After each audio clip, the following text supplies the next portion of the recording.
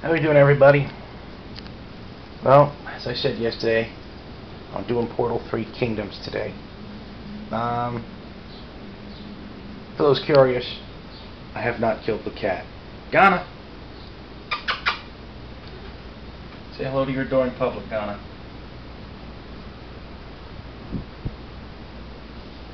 Yeah, stupid cat. You're lucky I like you. Yeah, I found out why Ghana's been misbehaving lately. Apparently she didn't like the litter in her litter box.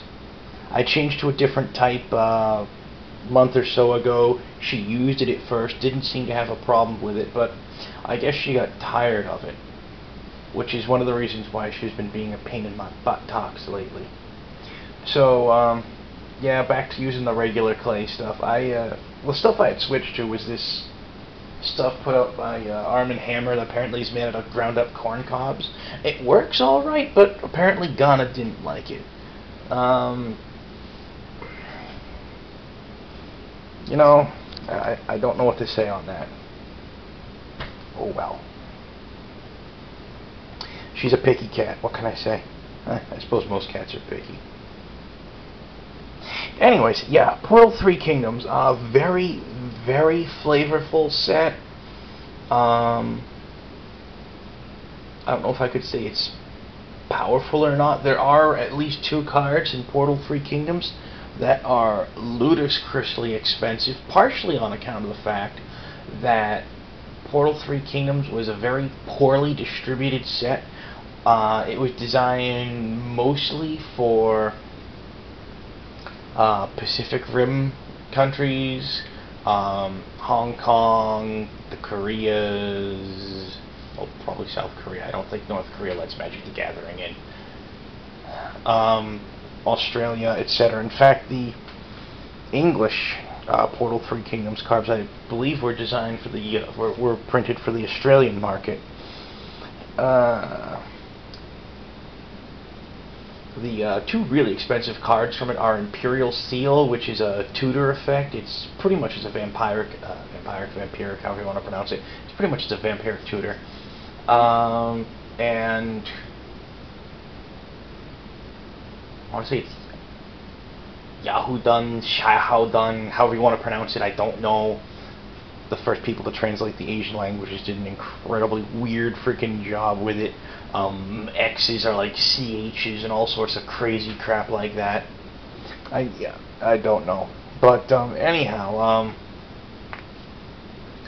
I want to say it's Yahoo-Dun. But anyways, I can't remember his name offhand, but he's like a 3/3 black creature. He might have horsemanship, I'm not certain. And when he comes into play, you return a black card from your graveyard to hand. The reason why he's really powerful, and I didn't see it the first time I read it, is it says card and not creature. Yeah. Oh yeah. Getting back Demonic Tutors or Imperial Seals or Yawgmoth's Will, so forth and whatnot. Yeah. Oh, just evil stuff. Evil, evil, evil. Anyway, like other Portal sets, you had no instants, but you did have sorceries.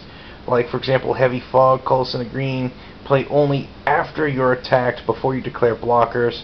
This turn all damage dealt to you by attacking creatures reduced to 0. It's basically a fog, but it says it's a sorcery, but you play it as if it were but you pretty much play it as if it were an instant. Preemptive Strike is pretty much a remove soul. Extinguish is sorcery specific, is a counterspell just for sorceries. I can't remember what card that would be most of an analogy to. Unfortunately, I don't think there really is much that's an analogy to that, because the closest to other sets that would say such a thing would be sorcery or instant. But okay, Sarah. Zodiac Rabbit. That's right. Rabbit's a creature type, people. I believe it's still supported too. The Vizardrix and the Khazardrix are both rabbits. So let that be known to you, folks. that Changelings and Mistform Ultimus are not only are they Mutant Ninja Turtles, they're also Samurai Rabbits. Yeah. The Samurai Preacher type was from Fudge is Nuts. I did this just the other day too. Kamigawa. Anyway, then you had horsemanship. We got, things like Lee Strike Force, 2 colors and a black for a 2/1 with horsemanship. Horsemanship is, I think I talked about Three Kingdoms a bit before. Horsemanship is basically flying. Mechanically, it's almost identical to flying, but with a different name. Creatures with horsemanship may only be blocked by creatures with horsemanship, and can block other creatures just fine. So, yeah. Then we have Sun Quan, Lord of Wu. Always want to see that with like a Ric Flair kind of thing. Lord of Woo! Or maybe like Liu Kang from the earlier Mortal Kombats. Woo! Wah! Yatta! Don't you go look at me like that, cat. I saw that. Anyways, he's 6 mana, 4 and double blue for a 4/4. All your creatures have horsemanship as long as he's in play.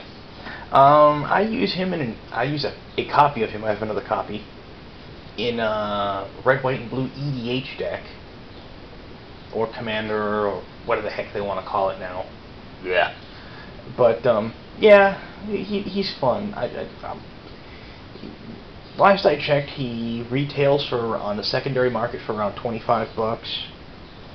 But that's not a bad price, at least for considering how like ridiculously expensive some EDH staples are becoming, like the enemy color swords.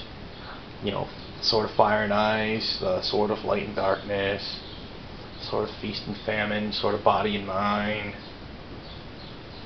Sword of War and Peace is already up there. But, yeah, Sun Quan, Lord of Wu, unless your opponent has horsemanship or something, and, something comparable, which is not likely because World Three Kingdoms, like I said, very, very sparsely distributed set. You don't see much of it in the U.S. Sun Quan, Lord of Wu, might as well just sit there and say all of your creatures are unblockable, go to town. Actually, I think that would be like reminder text in parentheses next to it. All of your creatures are unblockable, and then the reminder text, go to town. That'd be pretty awesome. I like that idea. Oh well. Part of that's because I'm a massive crackpot. Okay, well, I'll catch you guys later. Portal 3 Kingdoms. I've got a double handful of it. I got it when I bought out my younger brother's collection many years ago. This is actually, I'm just sorting through them today. Is probably the second time I've seen most of these cards. The first time was the first time I sorted through them. Oh well. Have a good day, fellas. Catch you tomorrow. Tomorrow I'm going to get back into one of the sets I have more of. Garage. I'll think about that one. Alright. Later, guys. Be good.